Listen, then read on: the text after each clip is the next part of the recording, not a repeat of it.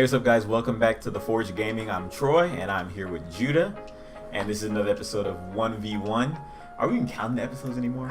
I am whenever I put it in the title. I don't know. This is like 6 or something like that? 5 or 6? Yeah. Whenever we used to do podcasts every week, and it got to a point to where we were on like 20 or 30 something, and every single episode would start off by us just forgetting what number it was on. So I put them in the titles. You know what episode it is. Yes. It's in there somewhere. Yeah. Down whatever. Doesn't make any difference. But anyways, so actually, I'm gonna go ahead and let you.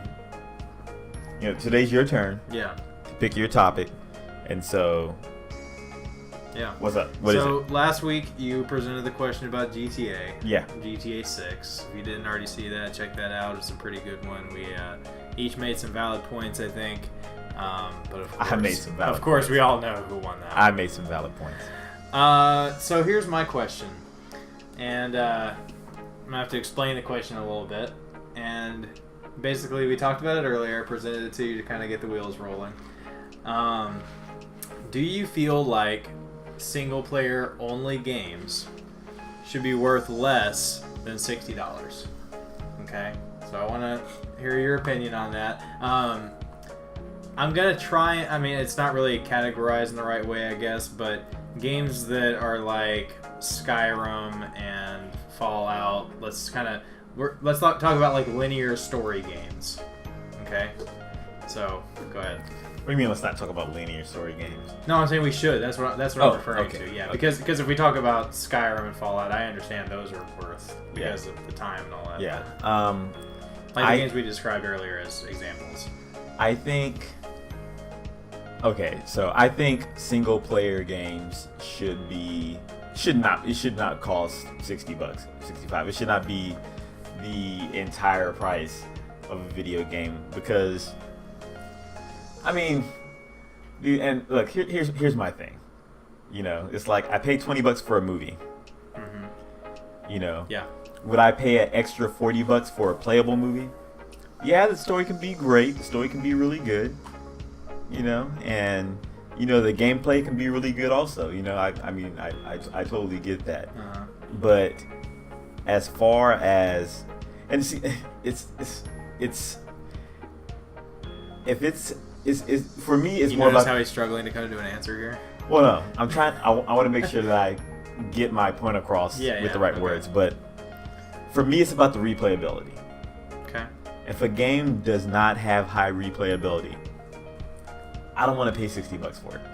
If it's a game where like, it's one story and there's no other mode, then you have to be in multiplayer mode. Mm-hmm. Just no other mode or nothing like going back to the story where there's different versions or things can change or anything like that, or side quests and all that kind of stuff. I don't feel like it should.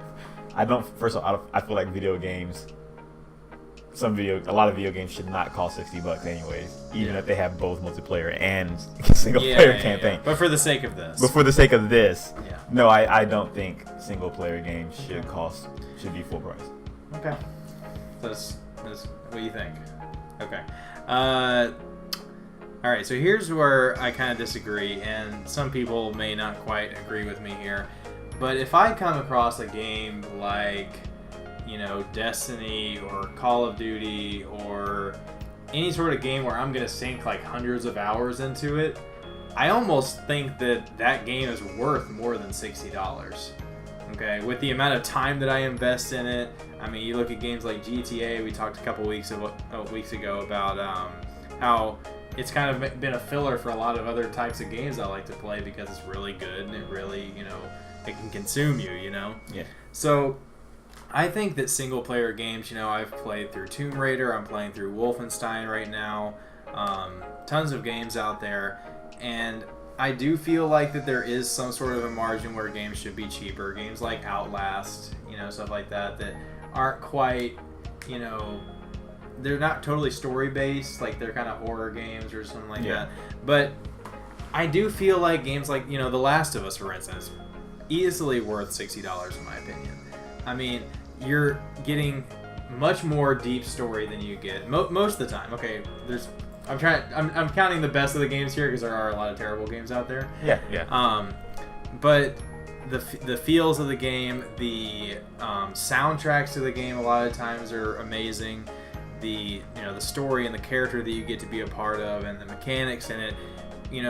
I think we did a podcast a while back, and we kind of talked about how with single player only games and with multiplayer only games, because all of that attention gets driven into that one area of the game, it turns out really, really well.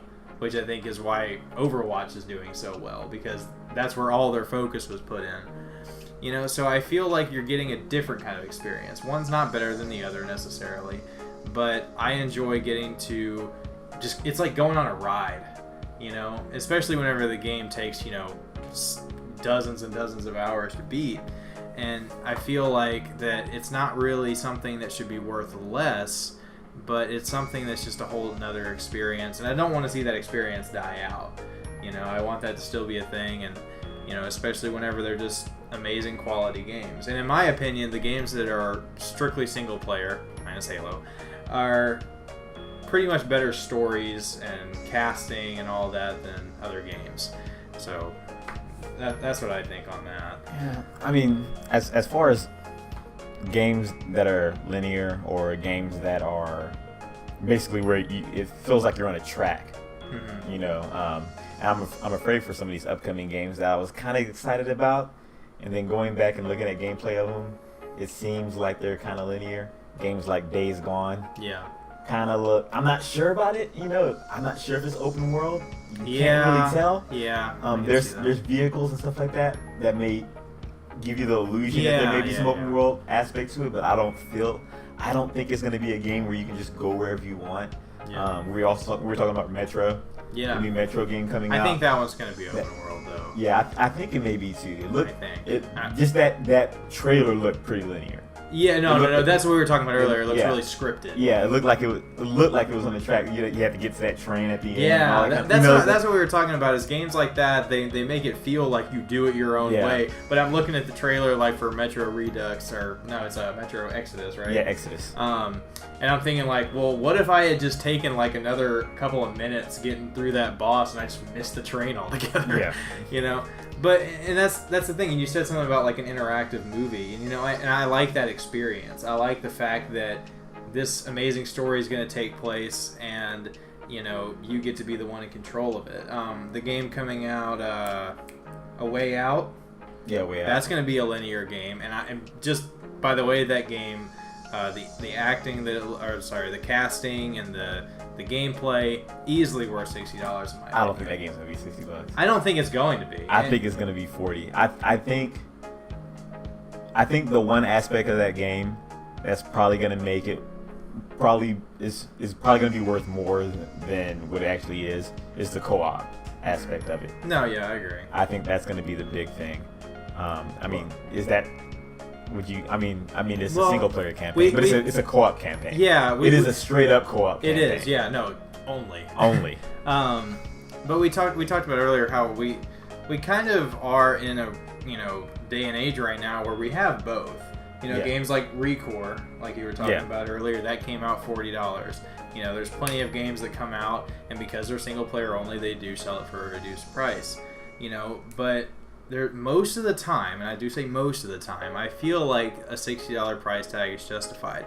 When Halo 3 ODST first came out, a lot of people viewed it as, just simply a small DLC pack for Halo 3 or, some extra missions and some extra story, and they ended up coming out and saying that it was going to be $60. And it frustrated some people, but once they played it, yes, there was no multiplayer to it. There was Firefight, which was introduced in it, but it was pretty small. It's small. Firefight was a big deal, though. It was. It was a whole nother. If you compare it to Firefight and Reach, Yeah, it's totally on a whole other level. They've improved on it a whole lot. And even now, it's Halo 5's firefight is great. For then, at that point, if you don't look ahead, but the addition of firefight I think the addition of firefight totally justifies $60. Yeah, but I mean, I think even without that, first of all, like, I know that it was strictly missions that you would go through. But it was a totally different dynamic on it, kind of like how Reach was. But not only that, but Halo Reach was really, even to this day, the only Halo game that had any sense of open world to it. Yeah. The world that you would roam around. So I feel like there are things in video games that justify a higher price tag that's not simply replayability.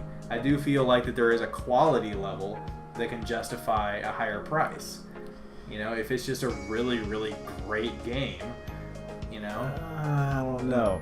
That almost sounds like if a movie's a really, really good movie and everybody gives it like 5 stars and thumbs up and all that kind of stuff, like the movie should be worth more than any other movie that's called. Well, it may not be worth it to the point of them driving up the price, but I'm not saying value and worth are the same thing necessarily. I don't expect them to change the prices on these things, but there are, like, in a movie's instance, if you were to watch, the Ghostbusters, the new Ghostbusters movie with what's her name in it, versus like, Age of Ultron, you would value one of those higher than the other. And if it came down to it, you would probably be willing to pay extra money for it. Right? Yeah. I mean, if a B movie came to theaters and it was, I don't know, $10 to go to, and then, like the new Justice League movie came out and it was $15 more, it would kind of suck to pay more, but that quality difference is going to, I don't know. I mean, the thing is, and about movies, like, my only deal with movies is that, look, I'm going to get what I'm going to get. And I walk into a movie and I have no idea if this movie's going to be good or not.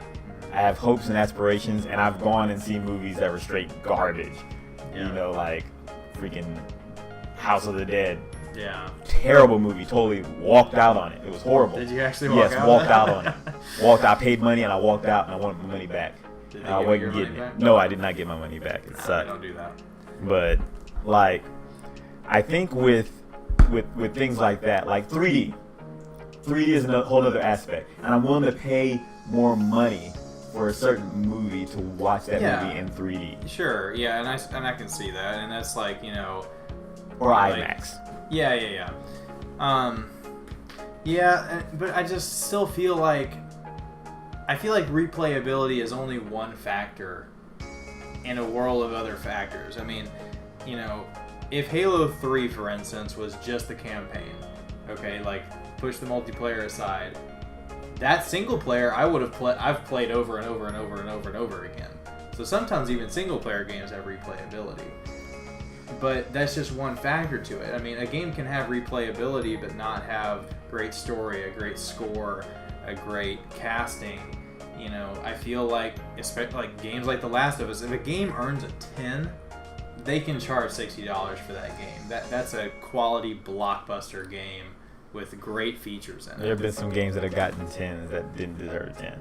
Last of Us is not one of them. Last of Us is one. No, it's Last not. of Us did not deserve a 10. And I know that a lot of you guys watching this are going to agree with Troy here. Last of Us. Look, it was an excellent story. If you take the multiplayer out of Last of Us, 10. Straight up 10. But the multiplayer was garbage. Well, yeah. The multiplayer is straight garbage. If you add in that aspect, it's like, why even do that?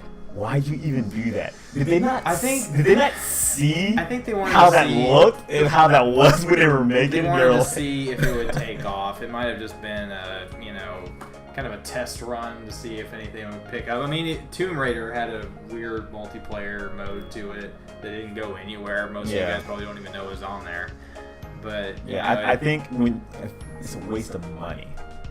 It's a waste of money and resources. Don't give me the garbage stuff, like what Mass Effect tried to do with multiplayer and stuff like that. Like, no, that's not who you are. Right.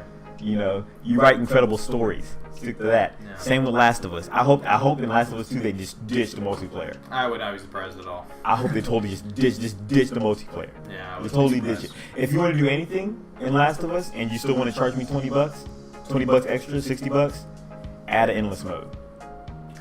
Add some kind of horde, endless, different, or just make the game open world. Give me higher replayability. Don't put me. If you want to put me on a linear path, put me on a linear path for a story, but also give me extra missions on the side. Sure. Things that I can do, you know. Yeah. And like give me that so that way I play the game and I don't just put it up here on my shelf and it just sits there forever. Yeah. Because I have Last of Us. It's in the closet. Last of Us is in the closet. Just knocked over the trash. Because it's never gonna get played again. Because I played it, I enjoyed it, I loved it, you know, and you know I beat it and it's over, you know. Yeah, but and I can't justify paying $60 for a game that I'm only gonna play once. Well, Just like I can't justify. I have a hard time justifying. Like it's like Redbox. Okay. It's like do I buy this or do I Redbox this? But that's another factor of those single player only games. What a lot of people do, and I've done it plenty of times, beat it and then go trade it in for something else at GameStop or somewhere else. Sell it on eBay. You're gonna get like $20 for it. Okay, but still, you're out of $40. Well, you're saying that that's how much it's worth anyways. So if you buy a game for $60, then you go and sell it and get $20 for it, then you basically paid $40 for that game, which is what you're saying in the first place it's worth. Yeah, but I can just GameFly it. Okay, we're not. I know. I mean, we're talking about value here. I know we're talking about value. But I guess bottom line here is that I think that I don't necessarily replicate, you know, replayability and more content necessarily to directly affect the value of a game. I mean, I can look at a game that has amazing features as far as the gameplay and the story and the score and all that stuff, and I can look at that and say, okay, is it good enough to justify $60? And the best of them often are.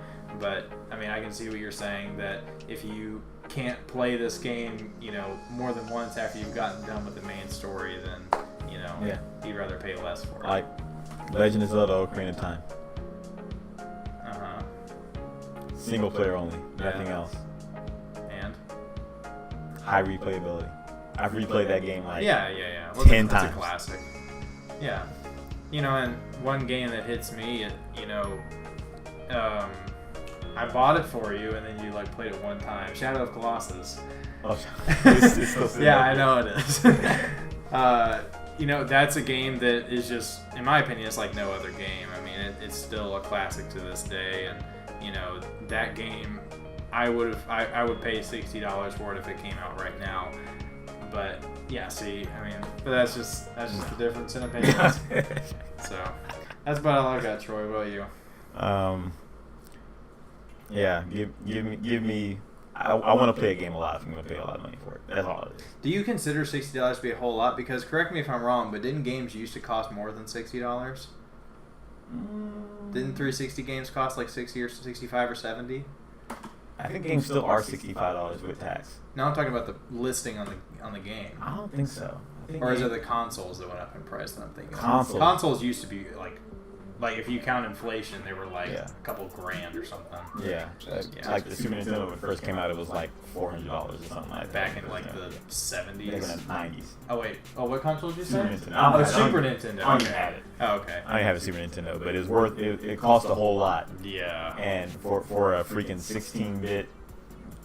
16-bit or 32-bit? I can't remember. I think it's 32-bit system.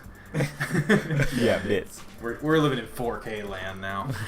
All right, guys. Well, if you enjoyed, let us know in the comment section. Let us know what your opinion is. I mean, where do you see this debate being in your head? Let us know in the comment section, and you will win, or you'll have a chance to win a free Gaming Fuel package that we will mail directly to your house. We will contact you over YouTube with your email address, get some shipping information, and get that out to you.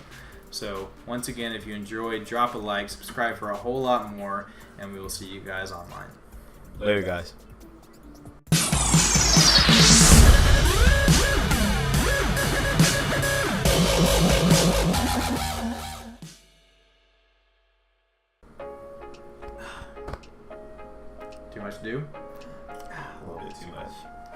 this. Too much dew, Troy?